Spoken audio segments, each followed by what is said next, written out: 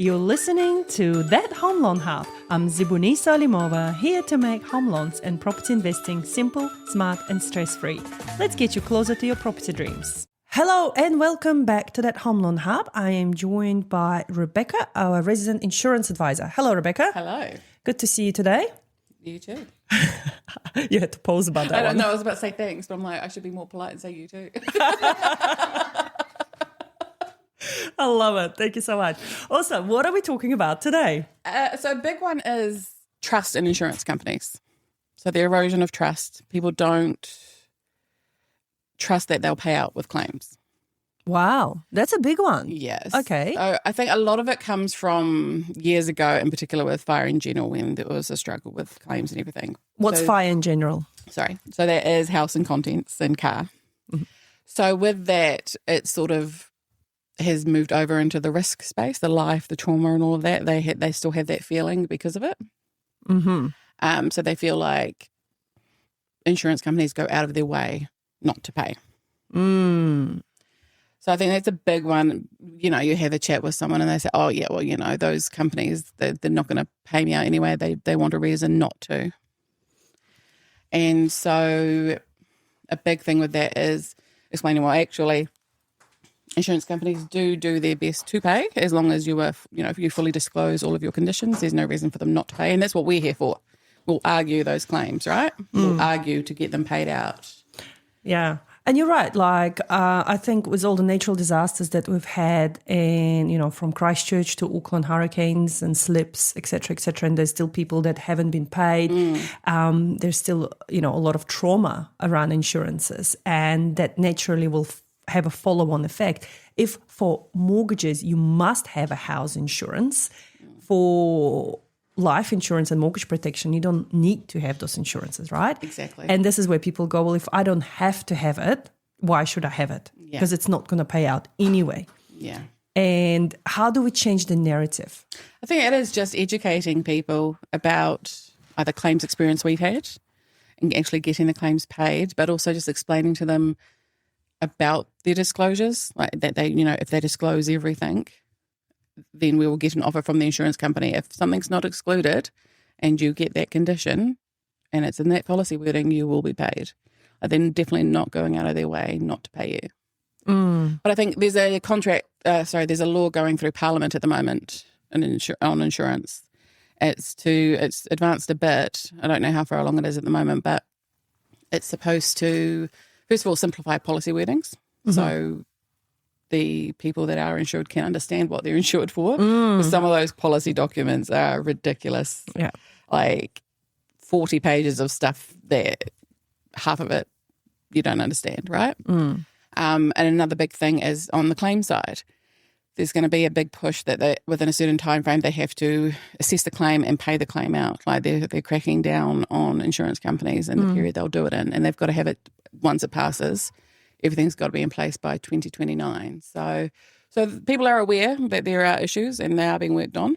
Mm-hmm. So I think that will help as well. Okay, that's a very important topic, I think, because people, when they pay for something, they want something back. Yeah. Right? And that's what it comes down to fundamentally, is that ideally you don't want to be claiming on your life insurance. But if you are paying, you want to have peace of mind that if you do go to claim, then it will get paid out. And I think part of the process, they should really look into those online insurance providers, right? Where people go in, get an insurance, click buttons, and it's issued, and they pay money for something they don't even know what. Yeah, they've got no idea what they're covered for. And then when it comes to claim time, they realize that, this wasn't covered or that wasn't covered. And I think that causes a lot of grievance. Absolutely. And it's also that, like, especially with the online companies, what the types of policies are called, like a trauma policy. People expect any traumatic event to pay out, right? They take out this trauma. They think if I have a traumatic event, even like a mental health situation. I've had people contact me saying they got this cover elsewhere and they had a car crash and it was very traumatic. Would they be paid out? Like, they don't understand what the cover actually is, but they think they've done the right thing. And they've done the right thing in taking out some sort of cover, but they're paying for something they don't understand and that might not pay out for their situation. And like with redundancy cover, right? Yeah. in my view, when I first started as an insurance advisor and I learned about the redundancy cover, I kept asking my BDMs, going, what's the point of this redundancy cover? Because you pay an arm and a leg for it, but then you can't claim on it for a period of time. And usually during that period of time, people go and find another job anyway. Yeah. And it only pays for like 6 months. Yeah. So it's like, what's the point of this cover? Yeah, that is, it's an interesting one. Redundancy cover is I think a lot of insurance companies don't even offer it anymore. And that's why they've also done it as an add-on to income protection or mortgage protection. Like you can't do it as a standalone policy anymore because it is so hard to claim on. Yeah. People think they made redundant, they'll be able to claim on it. If they take it out online or if it's not explained to them properly, they think, well, I'll be covered. But like you said, there's a wait period. By that point, you've probably got another job. It only pays for 6 months. Yeah. Because I think, what was the wait period? 3 months? 6 months? 6 months. You had to have the job for 6 months. So if you got a new job and you had this redundancy cover and then like 3 months later, for some reason, you're gone, you're not covered. Yeah, absolutely. Good point. So I think that brings me to the point that people should really know what they're getting in order not to have that trust broken. Absolutely. They should understand what company they're signing up with. What's the rating of that company? What's the claim payout rate? And we've got all that information, right? Usually we can provide that information upfront to people, and that will base their decision making and give them hopefully that piece of trust that they need. Yeah, absolutely.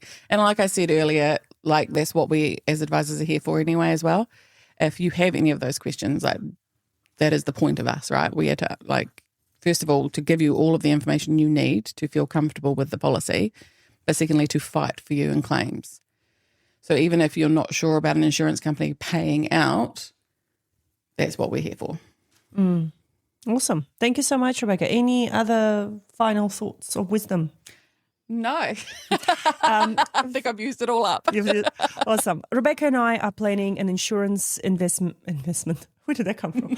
Insurance webinar, which will be coming up soon. So stay tuned. If you want to hear more, comment and we'll send you the webinar link.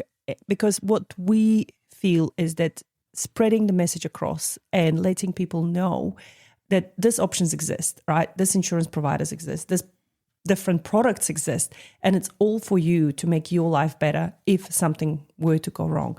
So stay tuned. If you want to know more, reach out. We're always here to help you. Thank you so much. And that's a wrap on that Homlon Hub. Don't forget to hit subscribe and join me next time for more property tips and tricks. Your next smart move starts here.